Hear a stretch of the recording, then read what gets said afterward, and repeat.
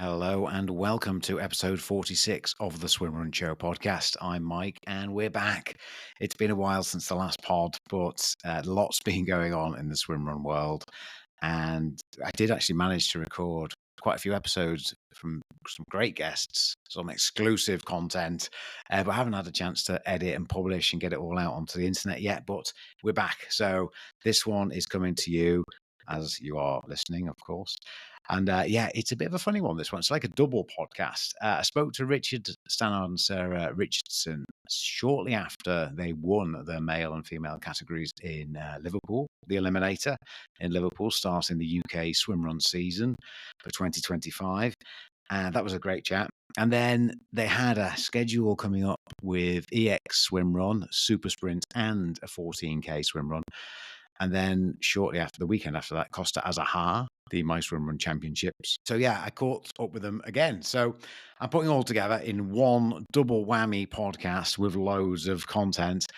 Before all that, though, loads going on. Mad Hatter have kicked off their events down in Cornwall, as keen as Mustard have just now at the weekend gone, and OtillO Swimrun in Europe. Uto was on Saturday, and what an awesome race. It never disappoints. Sixth time for me racing back in Uto, and it's so special. I can't tell you how much I love it out there. There's wind, there's water, there's cold water, there's water that isn't quite as cold, but most people call it cold, and there's lots of trails, rocks, carnage. It's awesome. And it was great racing with Gaz Roberts for the first time. And Chris and Rian were racing together. Some good learning. It was a difficult one in terms of, I just went Uto. I just wore my Uto because that's kind of all I took. I took some extra neoprene bits and bobs. I did wear calf neoprene guards, calf guards on the legs, just for that bit of warmth. We weren't entirely sure. There were mixed reports on water temperatures, and you're always going to get that in Uto because some of the swims super cold and some aren't quite as cold. I'd say on Saturday, there was a 6-degree variation between the coldest and the warmest swim. So we're talking, I'd say the warmest swim was 12. I'd say the coldest was, it felt like 7. So that's a 5-degree variation right there. But, we didn't get any thermometers out. We thought it's best not to. So it was a lot of fun. The beauty of it is the short swims. So if you can deal with the first, 30 seconds of a cold splash, just crack on. And in the end, it was the heat that hindered us. I know Rian and Gaz probably wore too much in the end. And we were concerned about the wind chill as well, but the air temperature was good. It was warmer than we expected. And the wind wasn't a cold wind. It was nice, southerly, really. Strong as hell. So big waves. But you didn't get a wind chill so much. So yeah, in the end, some couple of absolutely freezing swims, but overall, for me, I'd call it a warm race on the day. So, that's what I love about it. It's so dynamic. You don't even know, one swim to the next will change temperature and, of course, exposure to the wind. But loved it. And we cracked on with some other bits and bobs out there. We've had a little mooch around. What else has happened? Is British Swimrun rankings are up and running. There's more. Check out the events on britishswimrun.org for the UK events. I'm pretty sure they're all up there now on the calendar. This weekend coming, there's iSwimrun. I've got a race down in Studland on the south coast. Then Gritty Rascals weekend after that, and loads more. Our next events, Swimrun events, are in Liverpool. The Eliminator second edition of the year. That's on the Saturday, 6th of September. And Abu Dhabi Eliminator, the national championships of the Eliminator Swimrun on the 13th of September. That's also a My Swimrun Championships qualifier event. So let's crack on with Richard and Sarah. Here we go.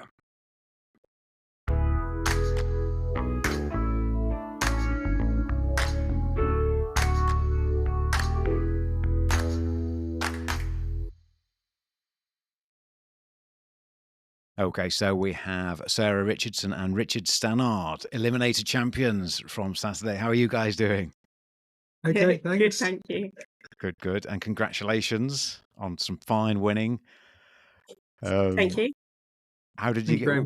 Have you been back? Did you have a couple of nights or one night in Liverpool, or how did it go? We were just up for the race. Yeah, just up for the race, and then Headed back. yeah. So I didn't really see much of Liverpool, but quite intrigued to see the docks and that huge liner that was sitting in, in the estuary next to us. It was quite a sight. Yeah, that was actually they're much like 3 times as big. Some of them are massive. Some of the boats that come in there. Yeah, that was pretty cool. And so, well done on winning the Eliminator. And of course, Richard and both of you're on last year on the podcast, so we know if you've listened, guys. We know a little bit about your background in sport. But yeah, I just wanted to get you on just to see. I'm trying to encourage more, in particular, more women into the Eliminator format. So how Sarah, first of all, how was it for you? Yeah, it was good. It was quite exciting, and there was sort of a really slow build, and then it built and built and built until, of course, the full out final race. But to start with, I wasn't sure. The first round, I didn't know how long it was going to take me. I had absolutely no idea, and yet I knew I'd got to be back within the sort of 26th minute. So I didn't know how much rest I was going to have. So it's quite hard to gauge, and you're sort of not sort of relying on others, but others around you thinking, well, they're going a bit faster than me, or should I be going faster? But then I need to hold back because I need to say something for the end. And this is like your mind is playing games with you the whole time, going, should I push? Should I not push? I've got another 6 to go if I get through. Or 5 to go. Yeah. But it was a great format, and the vibe was great, and the music was hilarious, and it was just good fun and good racing. You don't often get a race with a warm up, and it felt like you got a bit of a warm up because you got the first round, which wasn't too bad. Yeah, I've tried to. I know everyone's obviously different levels, and that's cool. And the second time, some people did the Eliminator. They kind of worked out a little bit, within their kind of range of ability. But yeah, the first lap is kind of meant to be a recce. For some, it's hard to make that the second lap. But yeah, and then hopefully if they do it again, they would make the second lap. But, whatever. And the timings, just on the women's timings, I did alter. I'm just tweaking. I think the men's timing's about right. I've got the stats on the percentages that made it to each lap. And I just with lap 4, I noticed it was quite tight for people to make the 22 minutes, and lap 5 was going to be a 20-minute cutoff, but changed it to 21 minutes because I didn't want just you on your own, which it might have been. I don't know. It was getting close. So yeah, there was the that conditions were quite tough, weren't they? So I think those timings might be different on a different day with better or warmer conditions, if you like. It was pretty cold with the wind, and that wind then affected the swim, didn't it? It was right against, which personally I loved because it made the swim hard. But you can imagine on a flatter, calmer day, times would be a little bit quicker. So I think you're in the right region, but you might need to adjust depending on weather conditions in the women's side. I think the men's side was spot on. It sort of really hotted up with 2 laps to go. Yeah. And also you don't want to have too much waiting around time, because I got really, really cold, and Richard had to go and get me a hot chocolate and come back and I put a dry robe on. So I think it's about right. Yeah. No, that has always been on my mind. Too much waiting around for sure. So yeah, okay. Yeah, good point on the conditions. It was swimming into a headwind, wasn't it? Yeah, for sure. So on that point, Richard, I've just been doing some delving into course records now. Oh, David Molinario, who came second to you on Saturday in the September edition, did a 15-minute 46 seconds lap. So I would have liked to have known that before I started that final. Yeah. Anyway, another time. I'm sure you would have, but now you've got a target. And the conditions were going to be different, so that's fair. Yeah, of course, because this race wasn't initially at all on my mind about course records, but of course it then when we do it, people are then interested in the course record. So because I will make more. Isn't it? It's a standard course. You know, the course isn't going to change. So that's the wonderful thing about it. Yes, the conditions will change, and you know, yes, it was hard conditions on the weekend, but the fact that the course is the same, you can do a direct comparison. So, you know, we know that whatever I did 15:49 on that last lap, well, somebody's been quicker. So, you know, you can go quicker on that course. When's the next one? When am I coming again? Can we do it again this September. Yeah, that would be good. September the 6th is the next one. So you've got a target. Now with Sarah's, now I think your fastest time was 18:30, 18 minutes or 18:30. Yeah, I got her at. Okay, so on that note, if people are interested, the ladies last year had the same cut-offs as the men's. So Rhiannon Roxburgh was in May, did a sub 18. I don't know what she did, but it was sub 18. So there's a target. So yeah, that's for those interested in that course record, which is, I need to put down a time as well. Of course, I don't think I'll go sub 16, but I could do 16:20, I think. Anyway, so you're doing your recce lap. Maybe you can do it. What time you need? My recce lap. Yeah, I'll do it faster next time. Yeah, that was fun. Good. So yeah, I guess with one thing I was interested in, it feels to me that course is the swimming is very important, and the transitions are very important, and the running is obviously important, but not quite as much. How do you feel? I think that's the thing with Swimrun, when you're putting swims in the middle of a race. In triathlon, say, you start with that swim. It's important, but it's not vital. You cannot win it in the swim, if you like, and neither can you win the swim run in the swim. But if you've got a lead with only 400 meters to run before that, you know, on that last run, especially as everyone's going, you know, on the last lap, everyone's going at full tilt, it's very, very difficult to close that lead down, no matter how fast a runner you are, because you're going from horizontal in the water to vertical. Your heart rate is at max. You get out and you start to run hard, and you haven't got much room. You're running at VO2 max. Essentially, you can't get any more oxygen in. So no matter who you are, unless you are literally the, you know, Olympic 400 meter champion, that last 400 meters is very, very hard to close down a gap if someone's got a lead on you, and that lead only has to be 5-10 meters. And you're both absolutely breathing heavily, and it would be almost impossible. You'd have to be right out on their shoulder.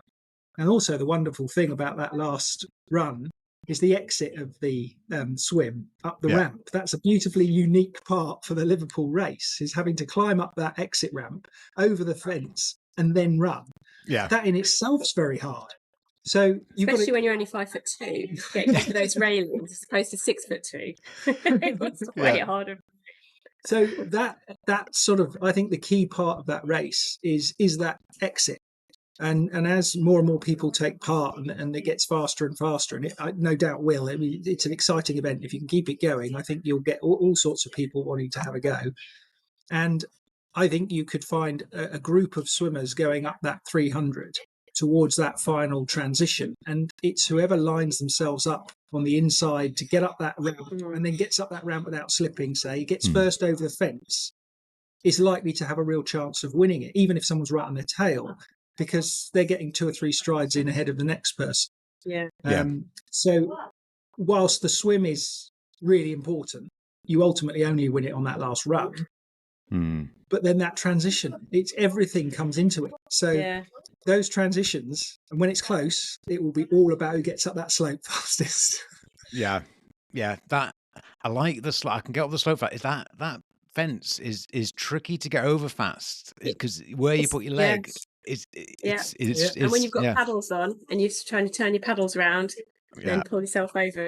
It's the wonderfully unique thing about Swimrun, is that you can put that sort of, you know, urban assault course in, or a nature's own assault course. If you're out in the sticks in Sweden, say, for example, you've got to climb over rocks, or in this case up that concrete slope. It's a wonderful part of it, because it brings something different to the race.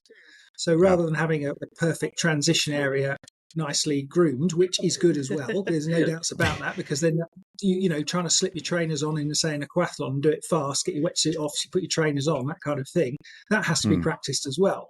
But in this case, it's not necessarily easy to practice it unless it's the Eliminator format and you use your first 5 rounds to practice for the 6th. Yeah. It was in your, was it the last? Yeah, the last round where David started to have a go. So he's done it a few times, and you led every single lap, I think,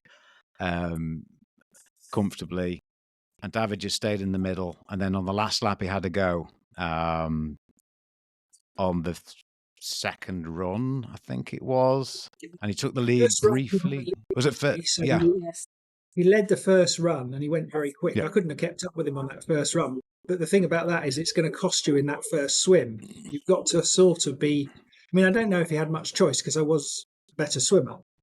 Yeah. And didn't someone, Sarah, in your race, somebody go out quite hard on that final lap, or did you lead the final? Yeah, I was all a bit of a blur now, that final lap. I was thinking about that earlier. I think it's difficult. If you go out, you have to pace the whole lap.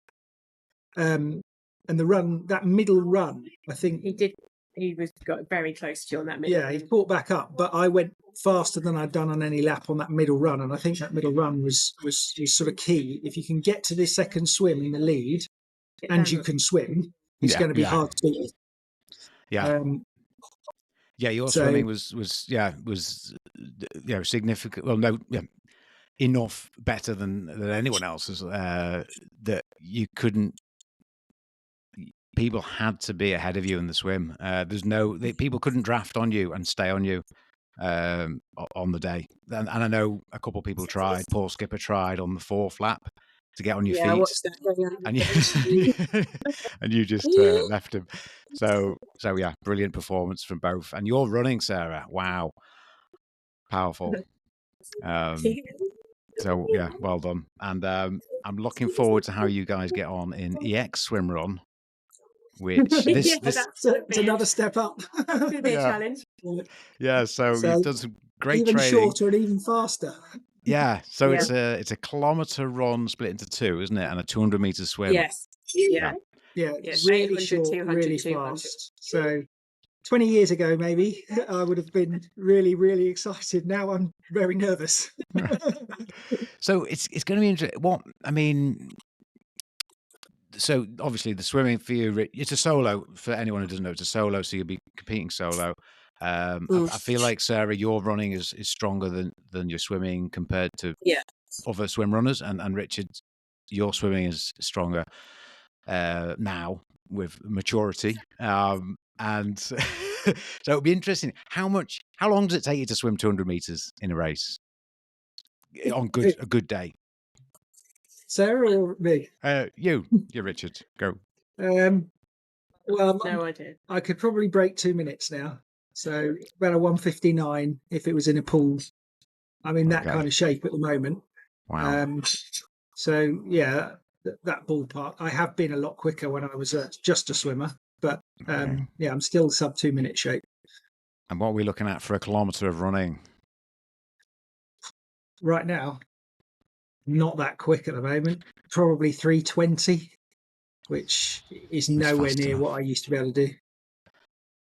That's pretty rapid, it's not though. Quick enough. I've got 2.5 weeks. It's not quick enough. I can tell you that already. It's not fast enough yet. But for what I've seen on video for that race, Sarah's running quicker than me in the sprints at the moment. I've been nursing a little injury, and Sarah is fast at the moment on the sort of 100, 200, 400s that we're running to try and get in shape. It's 800 run, 200 swim, 200 run with a hill in it. And you've got to clamber across some rocks. And it's on gravelly, gritty road, I think. Yeah, so I think the speed Sarah's definitely got on the run at the moment. And I'm just trying to nurse the injury to allow me to get up to that kind of speed. Each session I'm doing, each day, I'm really pleased with Sunday. That went really well. Or Saturday, sorry. And then to be okay on Sunday and not have a problem. But being able to train this week. So... we're actually off to a track session after this. So fingers crossed I can do some speed work. I'm seeing physio and the massage therapist as well next week. So Laura and Belinda, and seeing those two. So fingers crossed I'll be able to just ramp it up, and maybe timing wise I'm at as fast as I can be for the event. Will it be quick enough? I'm not sure. I think transitions will be super important.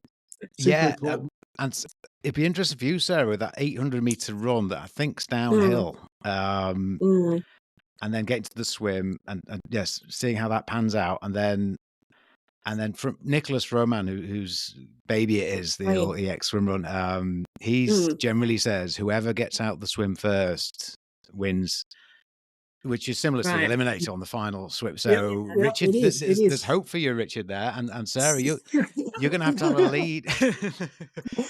Anyway. If you ate it, you could get lots of people ahead of me. I'll watch it anyway. It'll be really exciting to watch. I think it's slightly different. It's not Eliminator, though. I mean, you do get eliminated, but it's not. You don't have to do it within a certain time. I think you have to finish in the top couple in your heat, don't you? So it's properly from the gun every time. I think every race is going to be flat out. No warm up recce lap. That's the bad thing. Yeah. You don't know well, personally, I've looked. I think there's a small start list being sent out. There has been. I'm not sure who I'm racing yet, so my prediction is everyone's going to be super quick. So every round you're just going to have to go hard and sort of gauge it and see what happens. And you're right, you need to be in the top 2 coming out that swim, because it's so difficult to make anything up, and it's uphill. It's an uphill run. Uphill, to finish. Yeah. Wow. Yeah. Good stuff. Very exciting. Yeah. And who knows what will. I know some years, I think it was last year, it was quite warm, and quite a few people didn't wear wetsuits. So it's anything goes, same kind of rule. Swim run, whatever you want to wear. Although the format is, I guess, more similar in a way to aquathlon or biathlon, isn't it? Just the one swim, 2 runs. I mean, as I said, 20 years ago, I'd have been super excited. I had my run in good shape. But as I've already said, I'm coming back to Liverpool, so maybe I can do EX a couple of times. The choice of shoes will be interesting as well. We deliberated around that with your race at the weekend, and then went for sort of the fast road shoes in the end. But I think with EX Swimrun, we need to look at the terrain to see whether we need something a bit more grippy, or whether actually it is fast road shoes that will, it'll be good enough. I got the impression road shoes, but obviously you'll do your research better than me. What did you go for? Shoes is an interesting hot topic in swimrun, of course. So. Even though it's not that complicated, but we like to talk about it. What did you go for on the feet in Liverpool, Sarah? Hoka Mach 4s or Mach 5s, whatever the latest model is. Really lightweight, good, fast. Nice. Not no carbon plate. So I have got a pair of Saucony Endorphin Pros, which I really like, but they're not as stable. And I thought I needed a little bit more stability, negotiating the ramp and round through the lock and down the steps and stuff. Yeah, that chicane on the lock gates. Yeah. And how were they coming up the ramp? Fine, but I did grab the rope. I think I use the rope every time. Whereas I don't. Cool. You wore the same pair of shoes, but I had a slightly older pair of those shoes. They're quite soft cushioned. So with the injury, I wanted to be able to make all the races this month. So I felt a softer shoe was the way to go. I think for Sweden, it'll be whatever's the fastest I can find. So I'll try the Sauconys. I've got Adidas Terrax as well. So I've got 3 to choose from. And I'll see whatever's fastest, and also gauge the grip. Yeah. Because I do think the transitions will, because you can have somebody can run faster than you, but they've only got 800 meters to run faster than you. So they might have 10 or 15 meter lead, which is a significant lead, but in time wise, it's not that massive if they don't get through transition quick or dive into the water well. So, I think if you can look at the transitions, and some of it's going to be a bit of luck, like it can be coming up that slope in Liverpool. If you do slip, you could lose something, and I think it's going to be so close that if you can nail a transition, a dive in, and keep your pull buoy between your legs, because they come out, don't they? Yeah, especially on practice laps. Yeah, that did happen. Not saying that we were watching. Yeah, I noticed you were watching. But you know, if your pull buoy comes out from between legs, I mean, I wouldn't be surprised to find some people racing without a pull buoy at EX. It's 200 meters. It's hard to know. It swings and roundabouts as to what's quickest. Hand paddles faster, not faster. I tried a couple of laps in Liverpool without the hand paddles on. It was really so close and so difficult to say what's quicker, especially when you take everything into consideration, not just say the swim section, but you think about getting out as well and getting in. So you include the transitions. Is it faster with hand paddles or not? Don't know. And especially over a short distance like 200, it might not be. It might be faster not to use them, because then your hands are free to put the pull buoy in the right place. If you're going to, I think the pull buoy will be faster. I think swimming in just trainers is not quick at all. Yeah, I agree. So I think the pull buoy is useful, but you've got to make sure if you're diving in, that stays between your legs. So you've got to really make sure your legs are tight and taut as you go into the water, so the pull buoy stays there. Because if you lose it, it's too difficult. You haven't got time to put it between legs and then catch up. It's just not long enough to swim. I think the swim entrance is more like a beach ashore, isn't it? Like a regular, normal, a normal kind of swim run. That the Liverpool one is quite unique. With it's not often that there's diving like that in Swimrun, which I kind of like the excitement of the dive and the photos, which will be coming out. We've got the ladies' photos, the men's photos are coming out soon. Paul's busy sorting them out. So yeah, okay, cool. So we've got that one, and then you've got the My Swim World Championships in Spain, Costa, Azahar. Yeah, on the 1st of June. It's the week after Sweden. Weekend after Sweden, yeah. It's a busy couple of weeks. I think it'll feel much more sedate. It won't be, but it'll feel, after having done Liverpool and Sweden, I think the race there, when we start, will feel a bit less intense, but then it will, I'm sure, will hot up during the race. Yeah. Is that a 10K? Is it 10? I think it's 10 or 12, somewhere of that order. And it's more, it's probably, I haven't looked at this course, but it's probably 4 swims and 5 runs. Oh, so, you know, it's a kind of regular kind of swim run. Yeah, cool. Yeah. And we're doing that as a mixed pair. Brilliant. So I can just, just hang out and back. Yeah. She can carry on the run. Yeah. Yeah. So I don't have to look where I'm going. That's the main thing. No, that does help. There was one lady that went right. I think she would have made the next lap if her sighting was sorted. She went really over far to the right. But that happens. There we go. Yours was pretty straight, Sarah. Lots of practice in open water if you want to get that right. It's really obvious when you see people coming into open water from the pool. They just don't lift their heads enough to sight. Once every 4 strokes or so, it's quite a lot. You've got to make sure you're staying on line. Everything in the swimming pool lines you up. The lane ropes, the tiles on the bottom, the side of the pool, the building itself. Get into a lake, there's nothing sending you in a straight line. Yeah. And it's a brilliantly designed course in Liverpool because, yes, you have got the sides that are square, so you could use the side of the dock, but you're not swimming straight along the side of the dock. We're swimming across it. So that's even better. Yeah. And we did love your setup, by the way. Your whole setup down there with your little hut and your pontoon and your bathing area. It's really cool. Oh, it's cool, and it's going to be better. The decking, hopefully, it was meant to be finished already, but not yet. And there'll be a little cafe and some more changing areas. So yeah, it's good. It's good and getting better. Really good.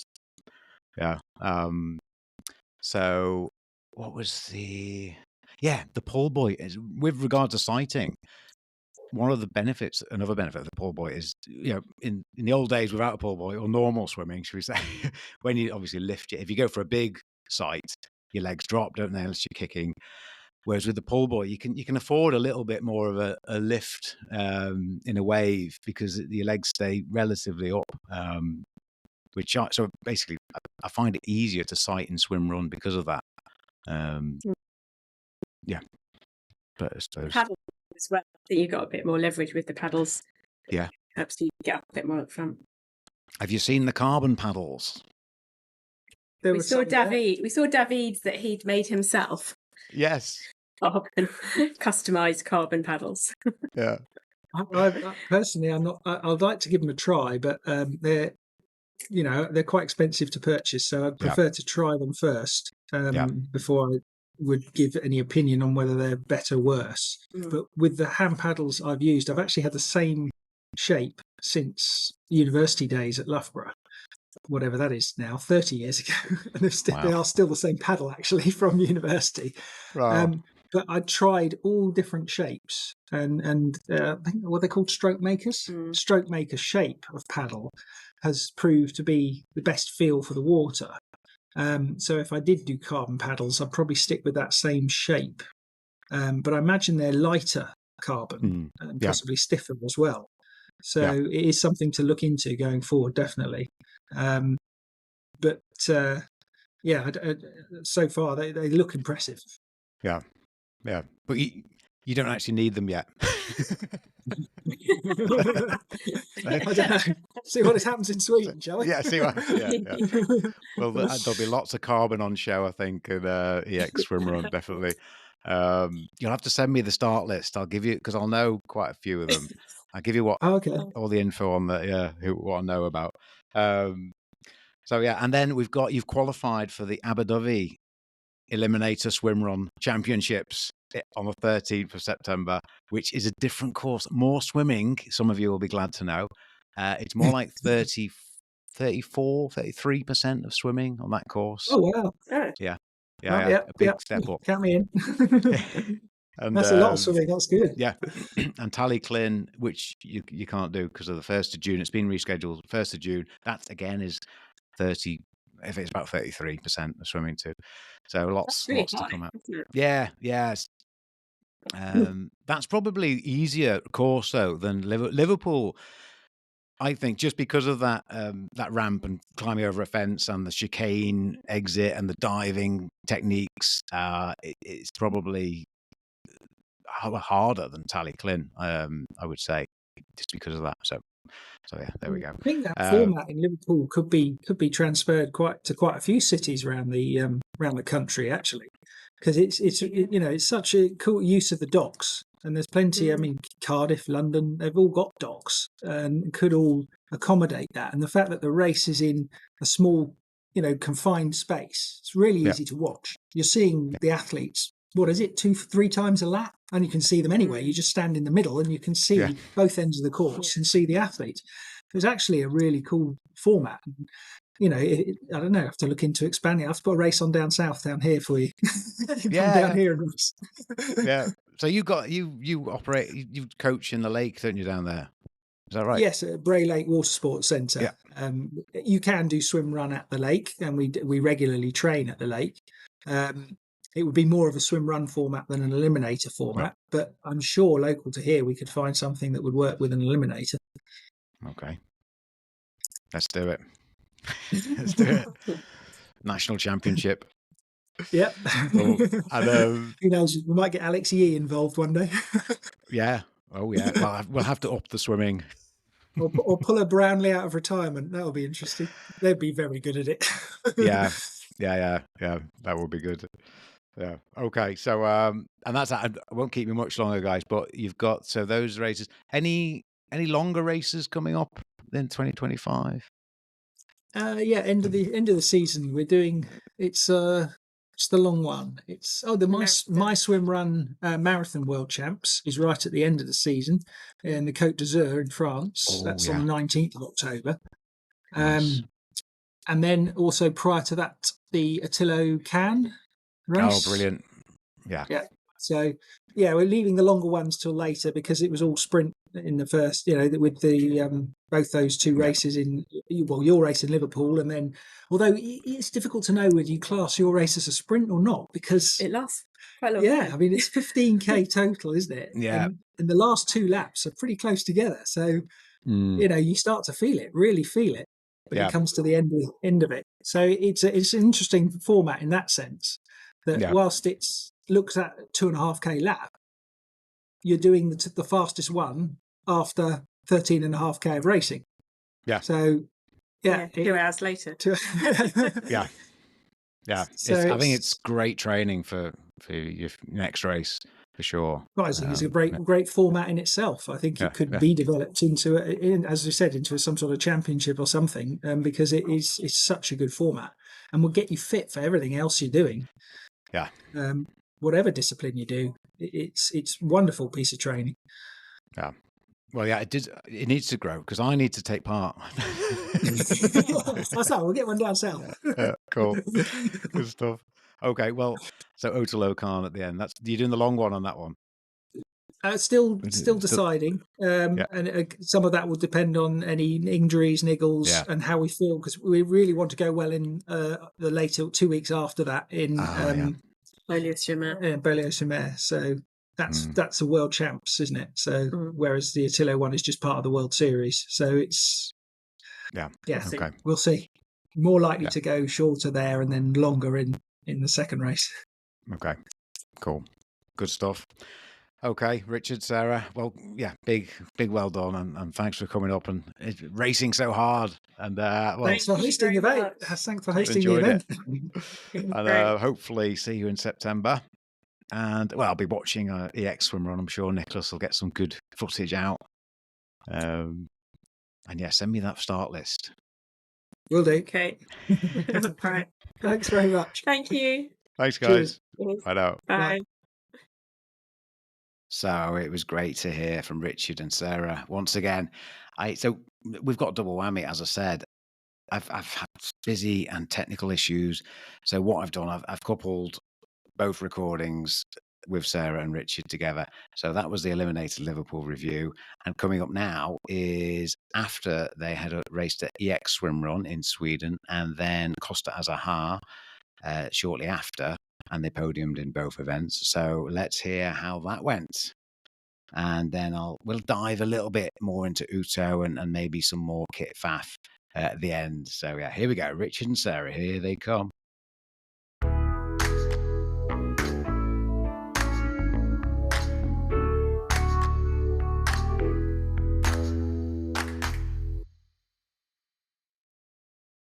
So here we have Sarah Richardson and Richard Stannard, fresh off 3 podiums. How are you doing, guys?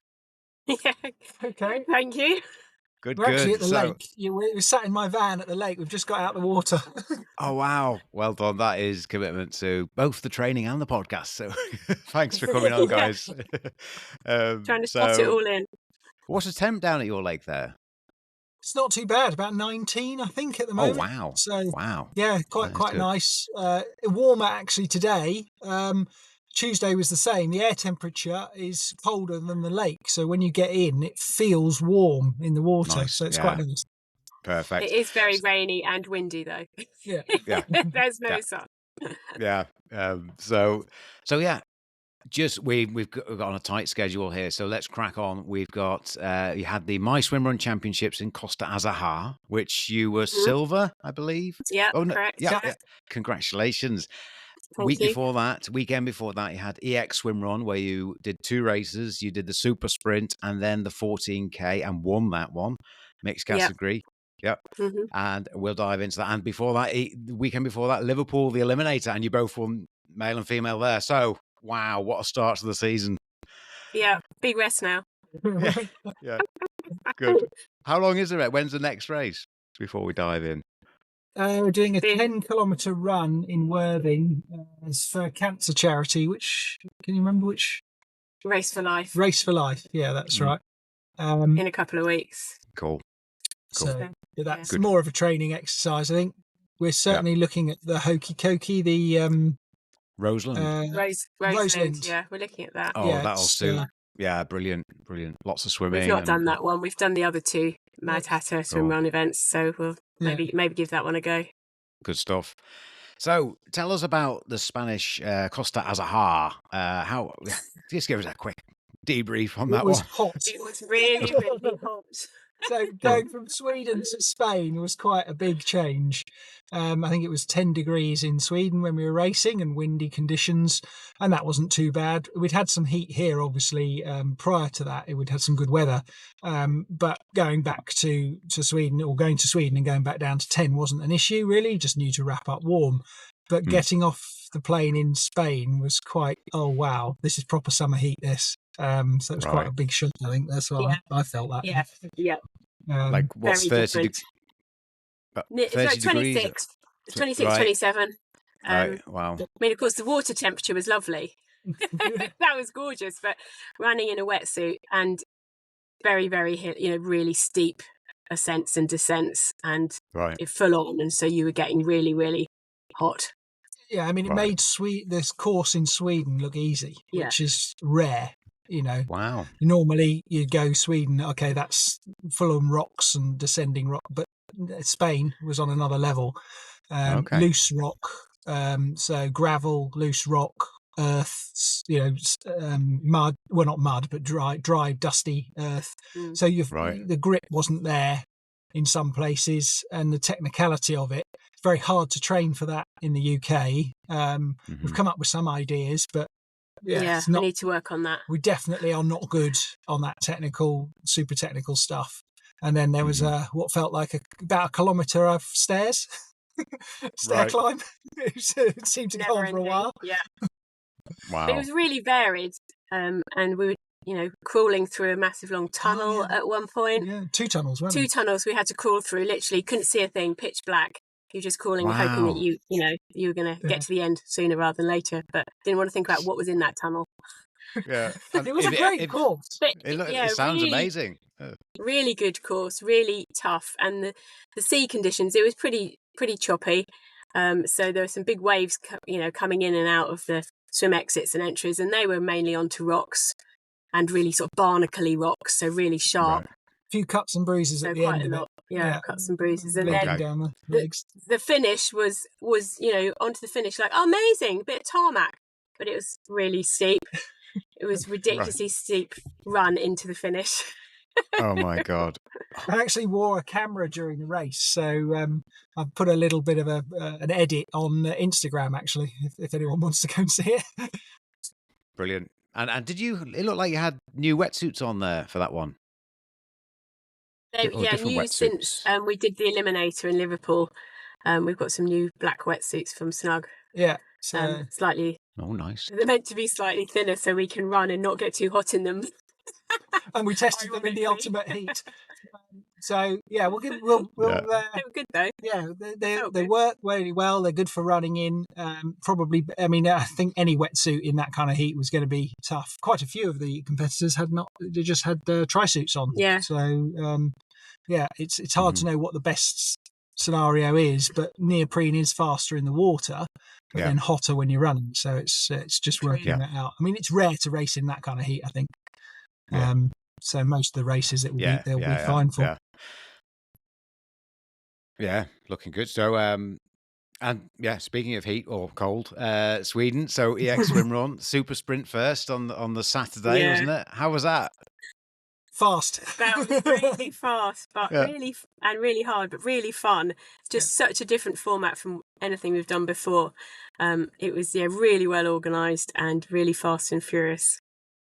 Yeah, very much enjoyed it. And like the idea of that. And how did, because Richard, you're the stronger swimmer. So how did the swimming go, Richard, for you in terms of the rest of the field? I mean, I was making up ground on the swim. There was one other, and I think he was a former Olympian from Sweden swimmer. And I happened to spot him during the warm-up. I saw a chap warming up, and I went, that guy's a swimmer. And sure enough, he turned out to be a former Olympic swimmer. So we were in the same heat in one of the races, and we went sort of head-to-head, but we'd got in slightly behind the faster runners. So it was quite interesting as we went across side by side like this, catching up with people and basically going head to head against each other. It made us swim even faster, if you like. So it was useful, but to protect, would have loved a little bit more swimming in it, but that's not the race. The race is about full speed, so it's actually about preparing for it, and doing lots of fast work would actually make that would make you better at it, if you like. And transitions are absolutely vital. Getting out and in over the rocks. So it really is a good test of your swim run capabilities, because you're trying to do the sort of transition at speed over the rocks. And so it would, practicing that kind of thing would help you improve. And now knowing the course as well, I'd love to go back. So probably, hopefully next year. Good. And Sarah, how was your running comparing and with the other guys? I felt pretty good on the runs, and I was pretty strong, and I was at the front or led out on one of the heats, but I had a terrible transition. Which set me back, and then they were really strong swimmers, right? Way better than me. So even if I could get out and run, it was then a run uphill into the finish, and there's just not enough time to make up then. And if they're strong runners and strong swimmers, then it's hard work, but all good motivation, an incentive to train smarter for next year. Yeah, running up a hill after maximum effort in a swim is very hard, isn't it? Yeah, it was hard work. Good. Well done. You did that, and then you won the following day. So you still showed them who's boss and the longer course. Yeah, it was a good race the next day. It was the wind had picked up. It was quite choppy on the lake, but there were really good swims and really good run sections, which was really varied through forests or over mountains or over hills, along the coastline, around the lake. It was good. Cool.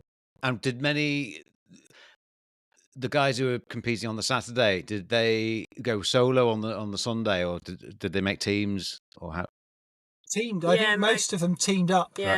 So you got quite a few people teaming up together. And I think on the longer race, which they asked us to race on the Sunday, and you had a sort of choice of the long or short. And because we were racing in Spain, we chose the short one. But on the longer race, they did a staggered start, sort of a handicap. It was a pursuit. Yeah. And so some of the guys and girls that had teamed up were sent off sort of 20 minutes behind some of the other people who they were racing against. I had to catch them up.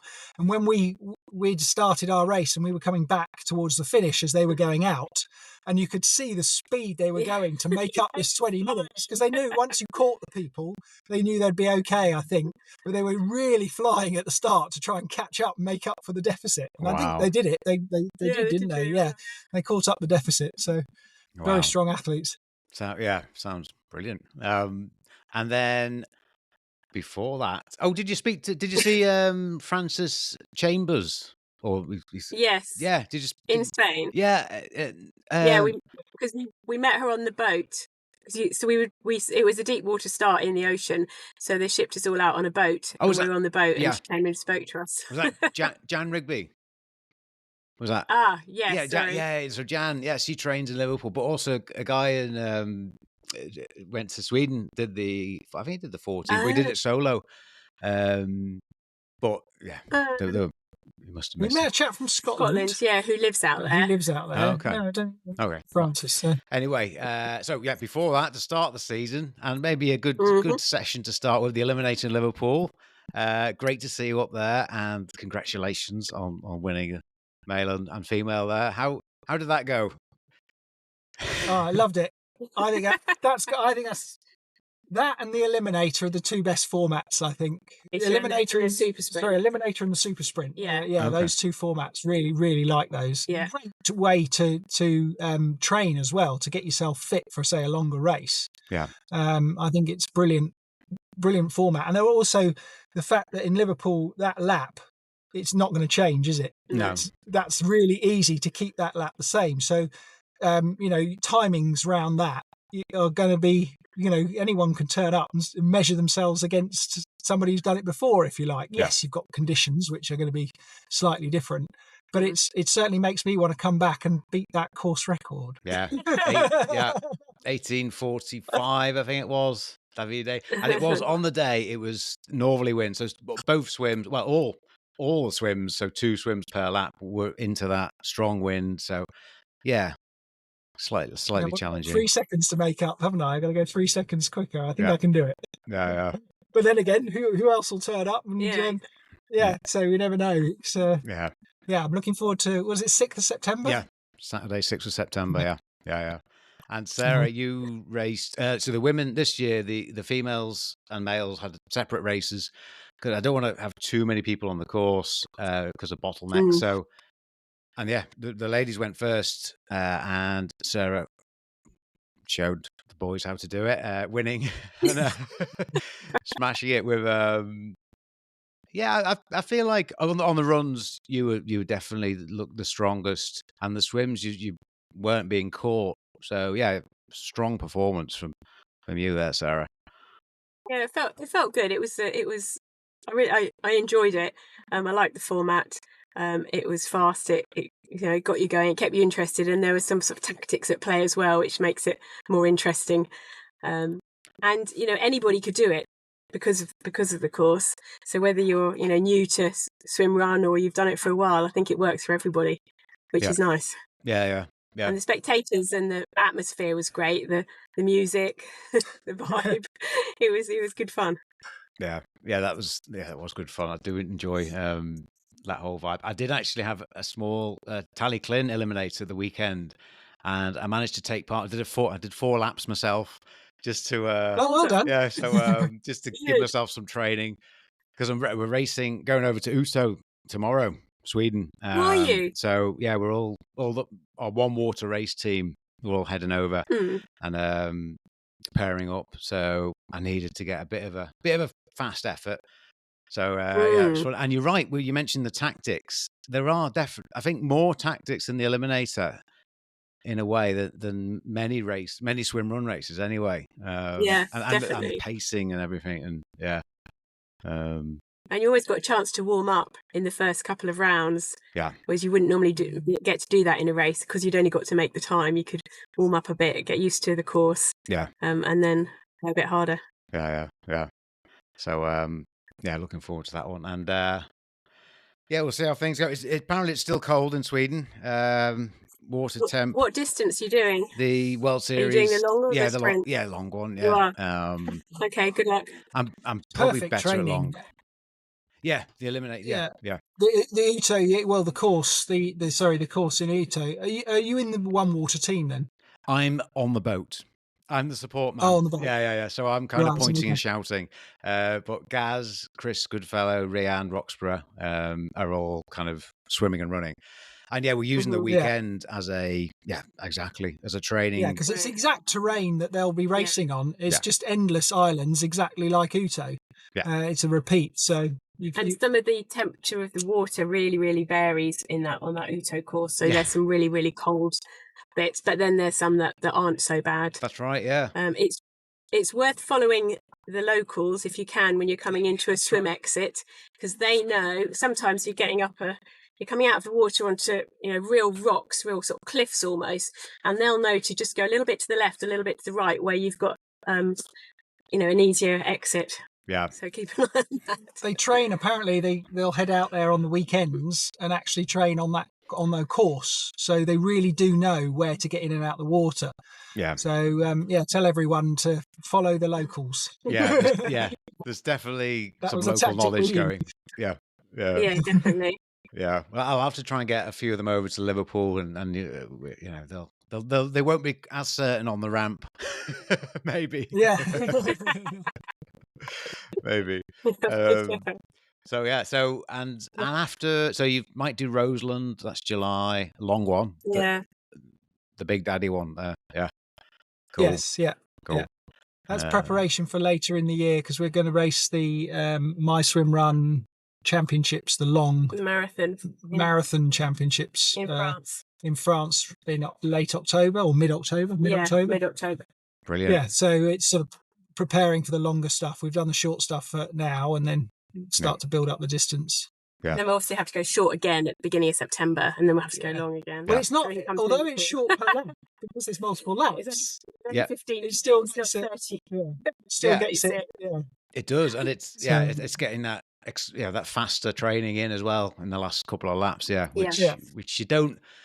It is kind of in a club, like in a running club or a swimming club, you do that quite a lot. Obviously, threshold training, etc. But with swim run, doesn't feel like you have that many opportunities to do that. So yeah, it's nice to speed it Well, we've up. actually adapted, having done Liverpool now, we've adapted a course at the lake where we are now, here, Brilliant. where we can do multiple laps and play with the speed on each lap. So we can sort of go an easy lap, a medium lap, a fast lap, and then back to an easy lap, medium lap, fast lap.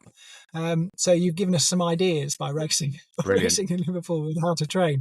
Oh, that's good. And work on the transitions. It's good to hear. Good. And it's good for you. The intensity is really good for you, especially as you get older. You should be doing some really intense stuff. Yeah, as well as all your strength and conditioning. I've always liked that, to be honest, and I'm trying to work on it now. But yeah, it is. The other thing was shoes. I wanted to touch on your shoes. So, did you stick with the same shoes for all 3 races, all 3 weekends? No. Oh, okay. So, I think I wore 3 different pairs of shoes. Okay. So, what? 4. No, I think 3. So for Liverpool, I wore my Hockers, the Mac 5s. Yep. And you wore your Mac version, your older model. And then for the Super Sprint, AX Super Sprint, I wore the same pair. Then for the next day, I wore, which you wore as well, the Adidas Terex, because the grip is really, really good. That continental sole on the bottom of those is good grip on rocks. Yeah. So I think I wore the Hockers. And then I've stuck with just Hockers and Terex. That's all I've got. Yeah, no, that's true. Yeah. And then last weekend in Spain, you wore the Terex again. And I wore Terex, but I wore a newer version, which are really, really light.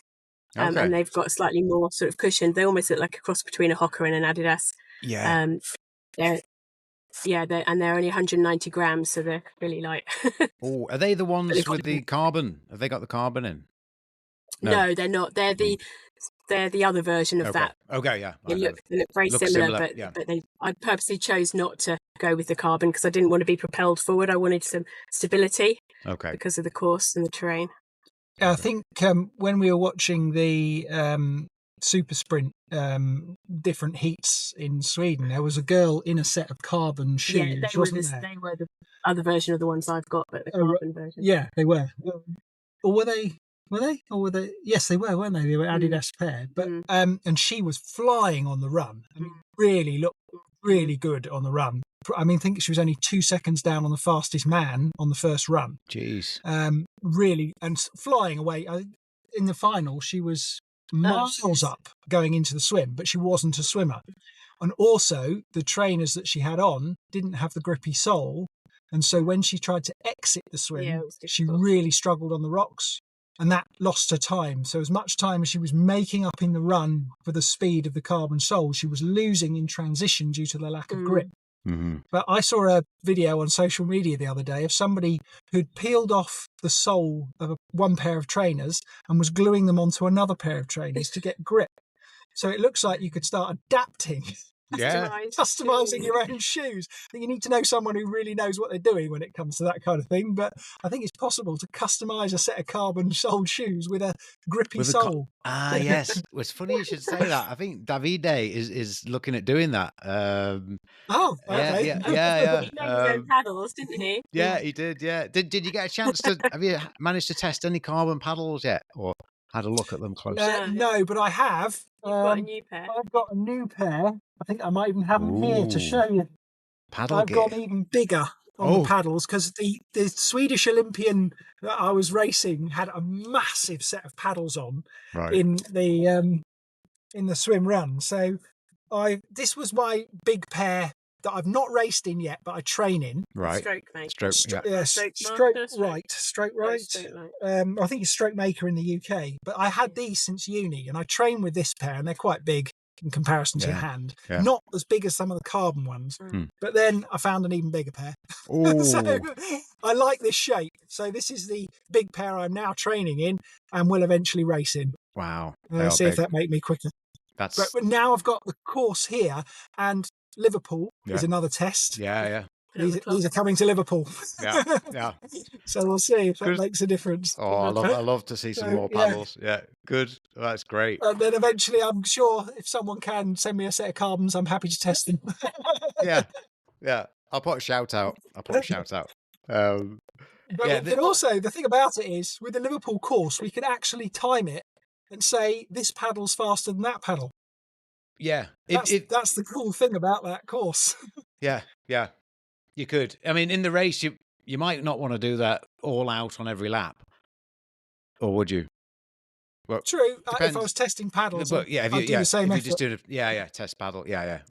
And you could do that in the early laps, and then by the final, you know which is the right pair to wear. So whatever pair I'm wearing in the final, is the final lap is the fastest pair. Yeah. That's the way to look at it. It is. I did intend at Tallyclin, but I did intend to. So I used my TOIR Catalyst, just plastic ones. I love them, and I was going to go into carbon on the last lap, but I was doing some race director jobs on the way around the lap, and I ran out of time.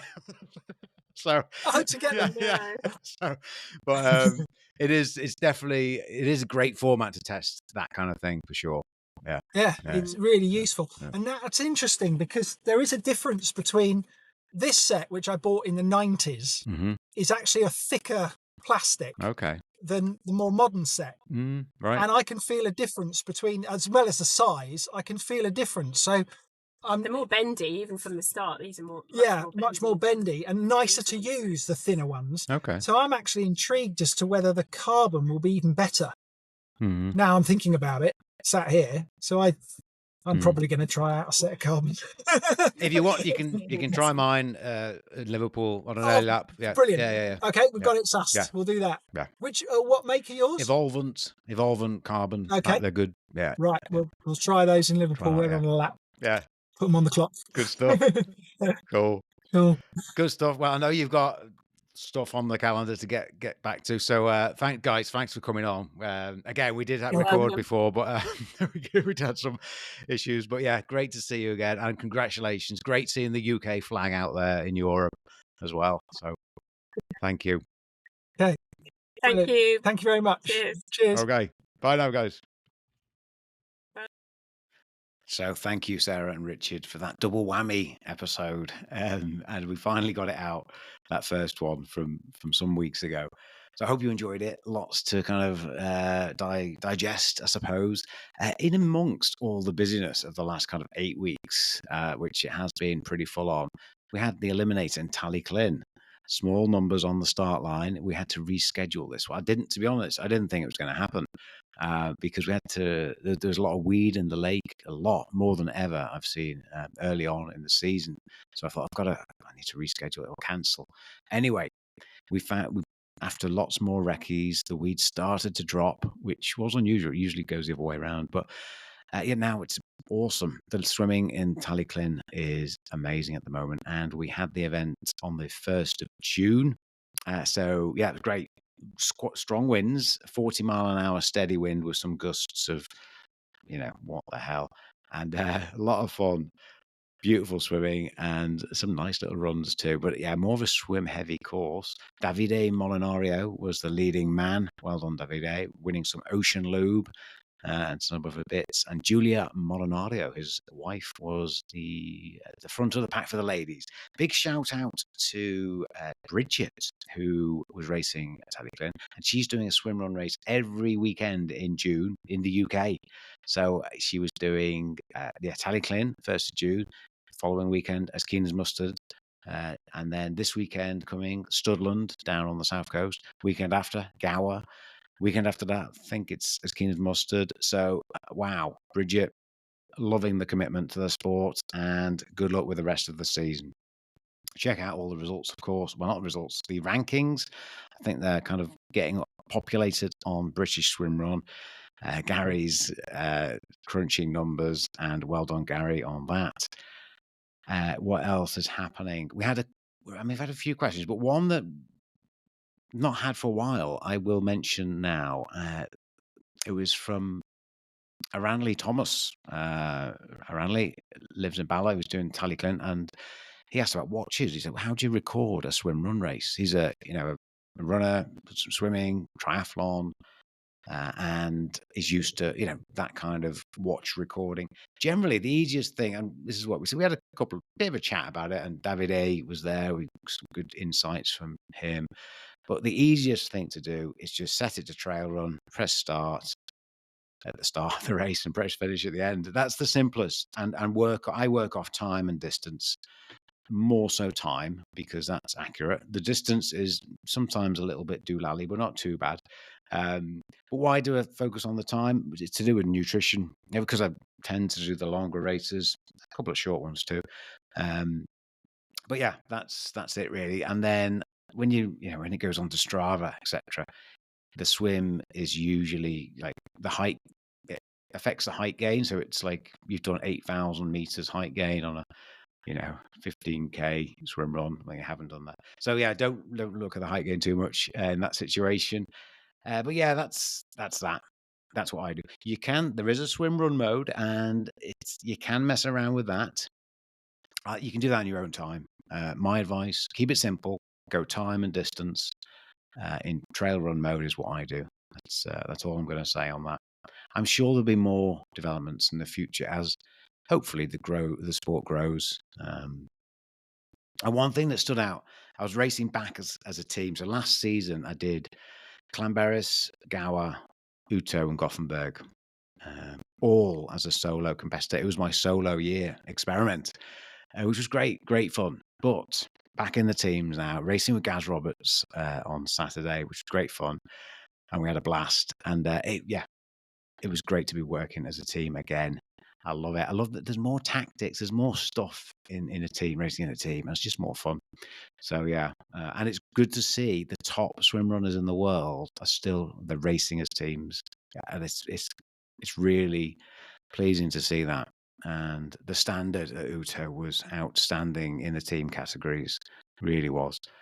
So well done all, and well done to all the British swim runners out there. I saw quite a few GB flags on the start line, and I believe Tamsin Clark was second in the female solo category. So well done, Tamsin. Good work, great effort.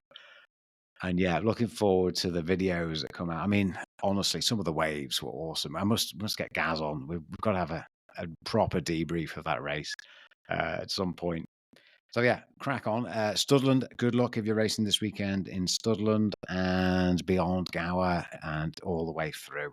All the races, I think, are on the BritishSwimRun.org events finder page. That's all for now. Happy swim running.